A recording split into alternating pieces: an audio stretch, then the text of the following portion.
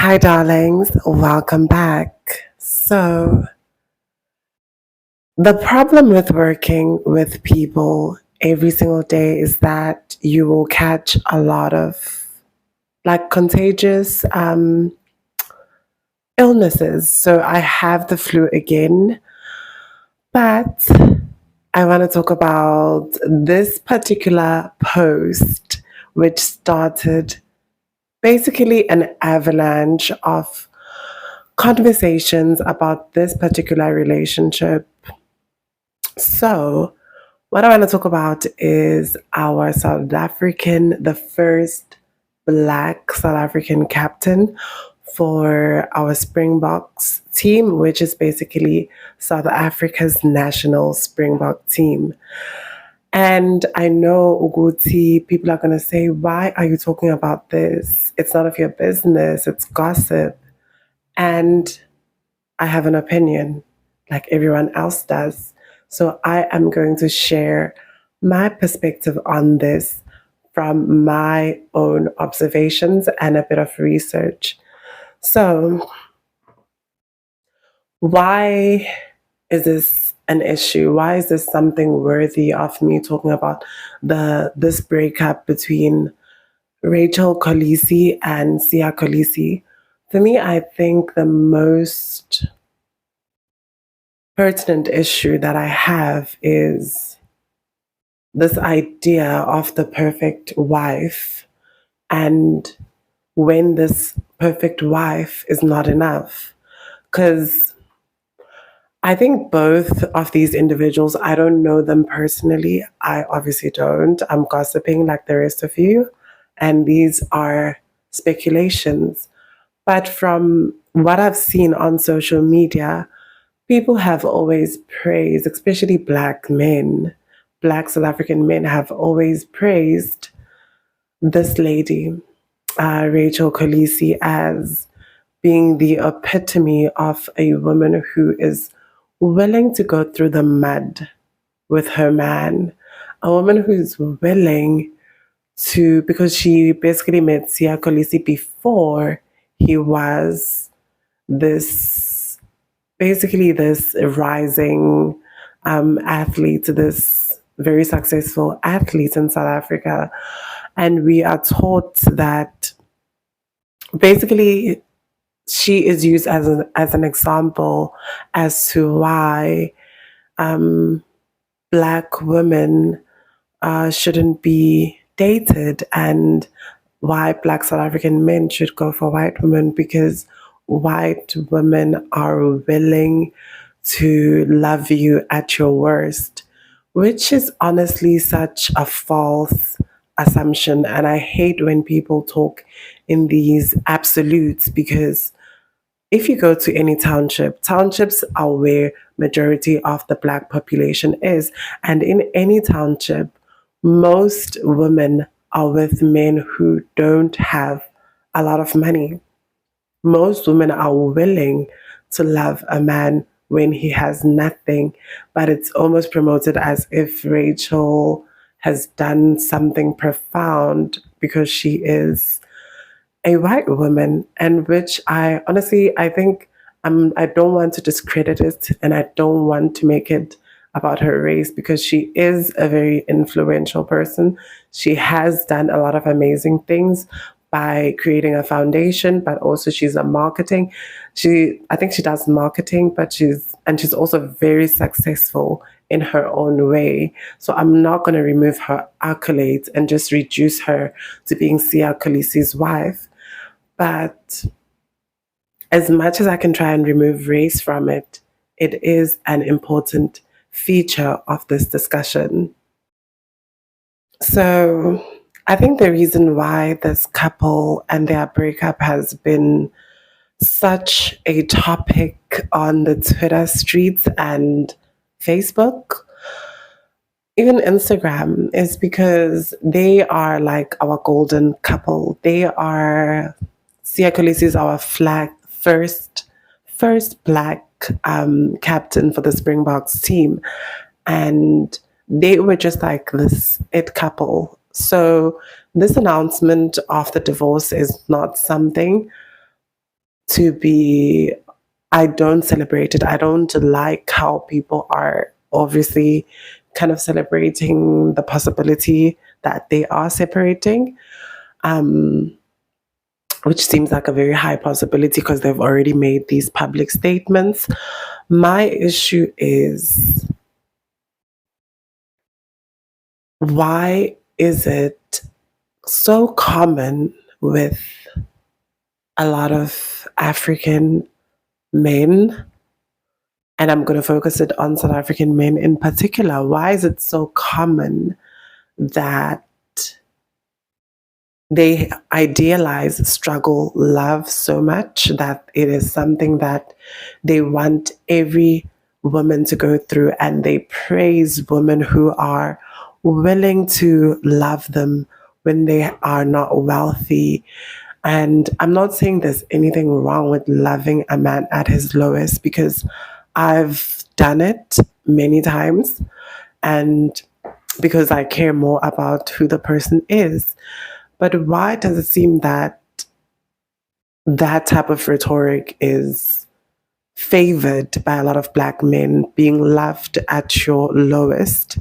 And then on top of that is the fact that even if you are this perfect image, this woman who is willing to love him at his lowest, you will still deal with his demons. So, what do I mean by demons? So, there's an extract that I saw from Sia Kolisi's book, which he does talk about him before, and his experience of fame, becoming so famous, how he suddenly became so desirable and everyone wanted a piece of him. I'll obviously attach this from his book. I'll attach a screenshot from the book. And he talks about how he was in, after he got famous and started having money and traveling, obviously, because he's a very good athlete, he was in a life of sin and addiction and all these things, which is, I honestly salute the vulnerability. I love vulnerability, being able to own your darkness. But if we also see from Rachel's side, she was also talking about, I'm going to quote, it's basically a post from News 24, where she talks about it was torture. So for me, I think allegedly, because girl, I'm not about to get sued. I don't have the coin.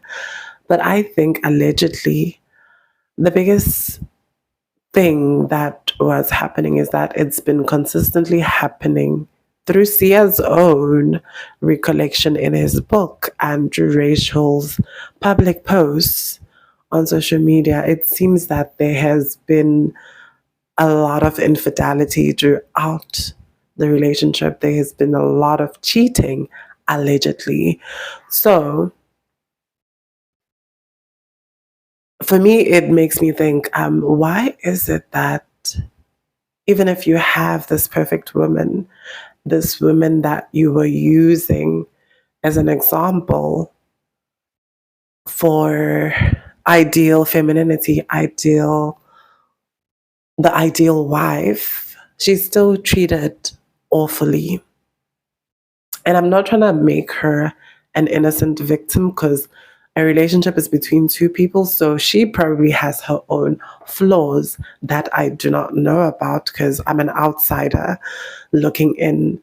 But just from that, from the recollections, it seems that black men have praised her on social media as this model idea of a wife. But what happens when the perfect wife is not enough? What happens when you already have the perfect wife, but you still are not willing to lose your bad habits? It becomes a situation where women can see that and they realize there is no benefit to being a good wife, because you're still going to experience the same trauma as if you were a horrible wife or a mean girl or a mean girlfriend. Like, it seems like there's no reward for loving a man through his struggle. And for me, I have such a personal attachment to the situation because Sia Kolisi to me represents the type of black men that I am into. Basically, black men who went to private schools, have a network of white people that they are friends with and are colleagues with, or just someone who has access to South Africa's elite. And I used to, because I know, like, for the longest time, the reason why I've always had a desire to be with a black man who went to a private school and went to university and is very articulate in English, it's because I know the type of access it gives you in South Africa, the type of business opportunities it gives you, the type of work, just for you being associated with obviously South Africa's wealthiest people in South Africa, or most of the wealth in South Africa is with white people.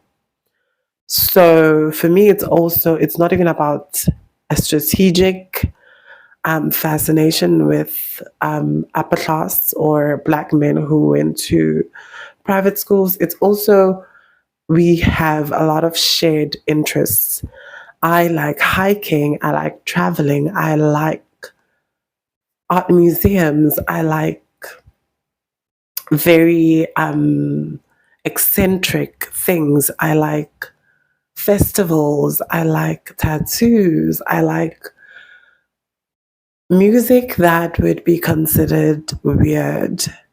So for me, I noticed that those were interests that also these boys, these black men from private schools had an interest in. And I just also loved how they were into sports and were athletic and they were just in their element.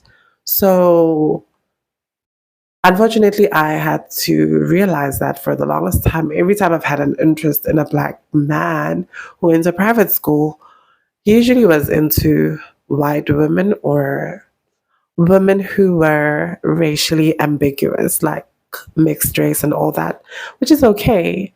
So this goes to show, and for me, maybe younger me would be pleased by this divorce, but I'm not, because now it tells me that you could be this man's preference and still be treated badly, which is like a shocker to me. And I know I shouldn't be shocked by some of the things that happen in relationships, but it's still a shocker because she is the fantasy. She is the ideal model wife, a white woman or a racially ambiguous woman, but she still is getting treated badly, which begs me to say that who is the common denominator from all these situations?